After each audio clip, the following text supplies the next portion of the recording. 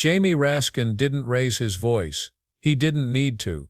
The moment he opened his mouth, the entire room shifted, because what he said cut straight through every excuse, every spin, and every attempt to rewrite what happened. It was the kind of moment that makes even seasoned lawmakers stop breathing for a second. A moment when someone finally says out loud what everyone else is too afraid to confront. And as he began unraveling the story behind a shooting that left a 37-year-old mother dead, one thing became clear. This hearing wasn't going to be polite, and it definitely wasn't going to be comfortable. Work right down the line. Thank you kindly, Mr. Chairman. And I intervene here only because I want to respond to my friend from North Carolina, who I think starts with the incontrovertible point that it's wrong to prejudge whether this was murder. Then it is equally wrong to prejudge that it's self-defense. And I hope that that my colleague, with his astute prosecutorial understanding, would just as much reprove the Attorney General and the President for going out and claiming this was self-defense without a complete investigation, especially when all the evidence of our senses would suggest, if we're going to jump to a conclusion, we should jump to a conclusion that this was murder and not self-defense. But that's why we have the law. That's why we have a legal process. Now, the gentleman correctly states the situation, except he aborts the analysis midway. He says, well, she was told to stop, she was told not to go anywhere, but still she drove her car away. And I certainly saw that. The Supreme Court has a decision just on this point, which I'm sure the gentleman knows. It was decided in 1985. Everybody in criminal procedure learns it. Tennessee versus Garner, 1985, because Tennessee had a statute which said if there is someone fleeing the police, they can be shot. And the Supreme Court said that's not the rule. They can only be shot if they're fleeing the police if the police have probable cause to believe that the suspect poses a significant threat of death or danger to other people. Now, Ms. Good, who's a 37-year-old mom of a 6-year-old boy, now orphaned by ICE, posed no threat to anybody. At least, as far as we can tell, there's no suggestion that she posed a reasonable threat to anybody. That's the legal question. Now, I think our committee should launch an investigation into this. This would be a worthwhile subject for us to get into at this point. But the idea that simply because she disobeyed an order that she can be shot in the face at point blank is wrong. That's not the law in the United States of America. And you know who knows that? Everybody on this side of the aisle who talks about Ashley Babbitt. Because everybody talking about Ashley Babbitt seems to think that, well, she was told repeatedly to turn around and to leave, and then she still tried to use violence to get into our chamber, into the speaker's lobby, in order to get at us, and she was shot and repelled. And there were 2 different investigations which found that that was reasonable force used by the police because she was coming at them. But what we had in this case was this woman was trying to leave. She was trying to get away from it. She wasn't coming at the police. She was trying to get away from the police. So to the extent that we want to engage in an immediate post-mortem analysis, and I agree with the gentleman that this is why we have law. This is why we have a real legal investigation, and it is completely irresponsible for the president and the attorney general to be out there claiming against all evidence that this was self-defense. This is why we have law. Okay, then we should wait until we can make a final pronouncement upon that. But let's at least get down what the law is. This is the House Judiciary Committee. And people cannot be shot in the face simply because they walk away from a police officer. And especially when we've got police officers who are masked. And I just want to finish on this point, and I'm happy to yield to my friend. Because look, all of us represent jurisdictions. We've got local police, we've got county police, we've got state police. None of them are masked. We've got the Army, we've got the Navy, we've got the Marines. None of them are masked. We've got the National Guard. None of them are masked. Why is ICE masked?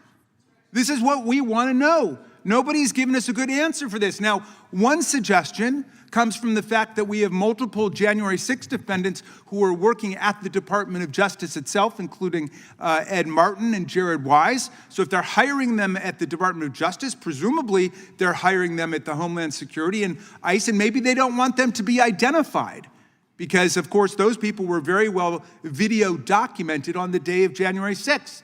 There's a lot of suspicion that that's why these people are being masked, and they're not even telling us why they're being masked. But it's precisely this episode which demonstrates why people are afraid of ICE and will try to move away from ICE rather than submit to their order, even when people need to submit to a lawful order of the police. Happy to yield to the gentleman. Well, and just in terms of the masks, I think it goes without saying that there is an element of undue danger when you deal with international criminals. But in regards to the facts of this case, is it not relevant the angle from the officer's perspective? The only angles I've seen have been from hindsight, where the officer was who pulled the trigger, and I'll stipulate it was a tragedy. Is it relevant to see what he saw? He couldn't see that the wheels were turning, if they were. He couldn't see what where the trajectory was. He was right in front of the car that accelerated his direction. Is that not a relevant consideration to the ranking member? Well, of course it's a relevant consideration. Yeah, I mean, if it comes down to a legal question, all of that is completely relevant. But what the administration is saying cuts completely against what we're able to see with our own eyes. Thanks. The time of the gentleman's expired. The gentleman. Because Raskin wasn't just challenging an argument, he was exposing an entire system that had grown far too used to acting without accountability. What makes this opening so gripping is simple. In a hearing filled with political theater, Raskin refused to play along. He stepped in only to respond to my friend from North Carolina, as he put it, but what followed wasn't a response. It was a dismantling, a careful methodical breakdown of the logic being used to defend a killing that the administration insisted had been self-defense, despite the fact that investigators hadn't completed a full review and the available video raised more questions than answers. But the real force of Raskin's words came from a deeper tension, the difference between what the law says and what some people want it to say, and that contrast lit the fuse for everything that followed. The first point Raskin made hit with precision. If it's wrong to prejudge something as murder, then it's equally wrong to prejudge something as self-defense.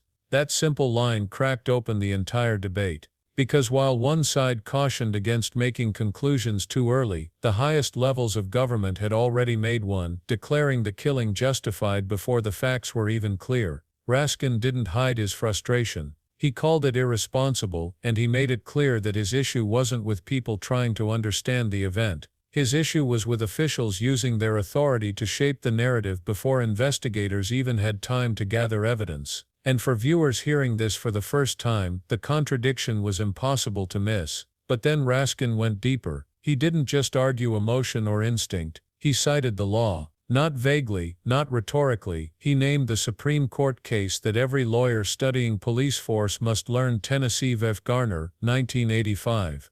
The case that decided officers cannot use deadly force on a fleeing suspect unless that suspect poses a significant threat of harm. Raskin laid it out cleanly, without dramatics, almost academically, because the facts were dramatic enough on their own, and once he placed that precedent on the table, the chamber felt different. The debate wasn't just about opinion anymore. It was about whether this killing even remotely aligned with what the Constitution allows. That's when he said the sentence that sent a chill through the hearing: Miss Good, the woman who died, posed no threat to anybody. No weapon, no assault, no attempt to harm the officers. She was trying to leave. And in the footage that surfaced, viewers saw a terrified woman, trapped in a moment she never imagined, making a desperate decision. Whether she should have driven or not wasn't in dispute. She was wrong to ignore commands. But disobeying an order is not a death sentence. That distinction matters because in the United States, punishment is not carried out at the moment of the offense. It goes through a legal process, and Raskin reminded everyone of something fundamental: we do not allow police or federal agents to execute people for nonviolent disobedience. Here he wasn't just interpreting the law, he was defending the principle that keeps law enforcement power in check.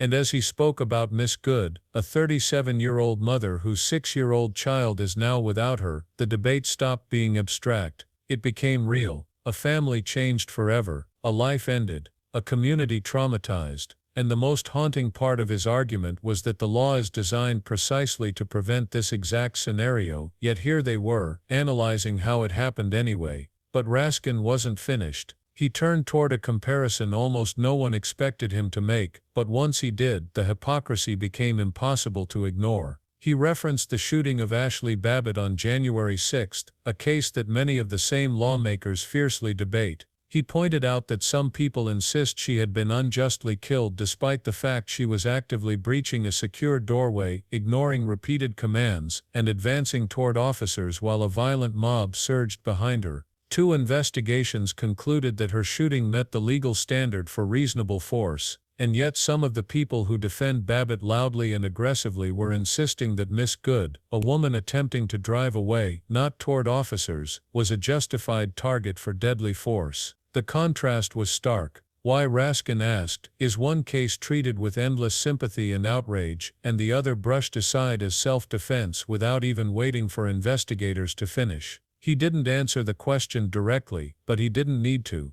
The implication hung in the air, heavy and uncomfortable. But the most electrifying moment came when he shifted from legal analysis to something far stranger, the fact that the ICE officers involved were masked. And when Raskin asked, "Why is ICE masked?" the room tensed. Because this wasn't a small procedural detail, it was a bigger question about power, anonymity, and why a domestic enforcement agency was using tactics more associated with covert operations. Raskin pointed out that police, local, county, and state, do not wear masks. The military does not wear masks. The National Guard does not wear masks. But ICE agents, masked. Why? He said no one had given them a good answer, and he noted what many people have speculated, that some individuals with ties to events on January 6 later gained employment inside federal agencies, and masking agents may conveniently prevent public identification. He didn't claim it as fact, he framed it as suspicion, as unanswered questions, as something many people believe, and that framing made the point more powerful. The lack of transparency has fueled fear and distrust. Because when officers hide their faces, accountability becomes almost impossible. It was one of the rare moments where speculation, rumor, and public frustration were all acknowledged without crossing legal boundaries. Raskin simply said what millions of viewers online had already been asking: what are they trying to hide? The tension in the room was thick. A member from North Carolina pushed back, trying to reframe the issue through the perspective of the officer. He argued that the angle matters, what the officer saw, whether he could tell the wheels were turning, whether he believed the vehicle was accelerating. He asked if that perspective wasn't relevant, and in a calm, almost disarming tone, Raskin agreed. Of course it's relevant. Officer perspective always matters in a legal review. But then he pointed out the real conflict: what the administration was saying simply didn't match what the available video showed.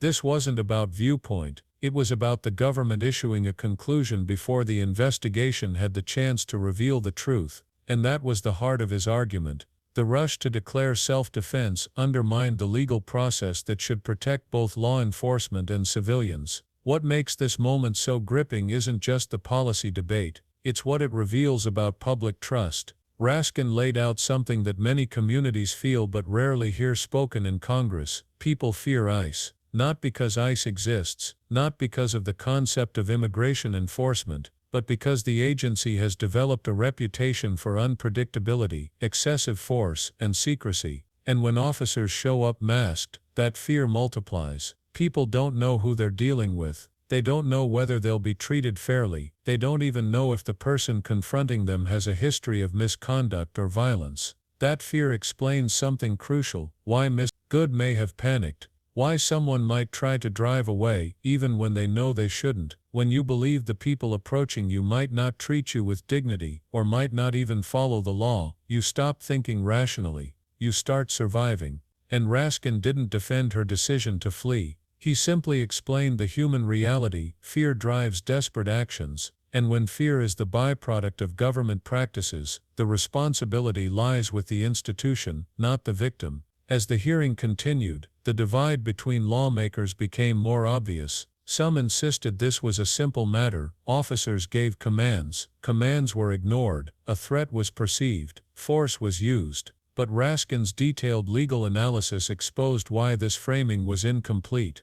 Disobedience alone does not equal danger, fear alone does not equal justification, and deadly force, in America, is supposed to be the absolute last resort. This is why his call for an investigation wasn't political, it was necessary. Without one, the legal system becomes optional, and accountability becomes selective. Raskin emphasized that the Judiciary Committee should pursue this case precisely because the facts were unclear, and by the time he reached his closing lines, the hearing had gone from a technical debate to a broader warning about what happens when institutions operate without oversight. He reminded the room that no officer, federal or otherwise, can shoot someone in the face simply for walking away. That distinction mattered because it cut through every attempt to redefine what happened. He emphasized that transparency, not secrecy, is what builds trust, and he warned that when agencies use tactics normally associated with covert paramilitary teams, the public reacts accordingly, with fear, suspicion, and distrust. That cycle feeds itself until tragedies like this become inevitable. By the end of his remarks, one truth was unavoidable: this case wasn't just about Miss Good. It was about what it means to live in a country where government power is supposed to be constrained by law, where investigations are supposed to come before conclusions, where deadly force is supposed to be the exception, not the expectation, and where citizens, every citizen, should feel safe when law enforcement approaches them. But Raskin's message also carried a warning: when agencies operate in the shadows, when officials defend their actions without evidence, and when accountability becomes optional, the entire system begins to erode, and people respond the only way humans do when they feel threatened: they run, they resist, they panic. Sometimes, tragically, they die. It was one of those rare congressional moments when political lines blurred, if only for a second, under the weight of what had happened. A mother was dead, a child was without her, and the nation was watching lawmakers argue, not over policy, but over what the truth even was.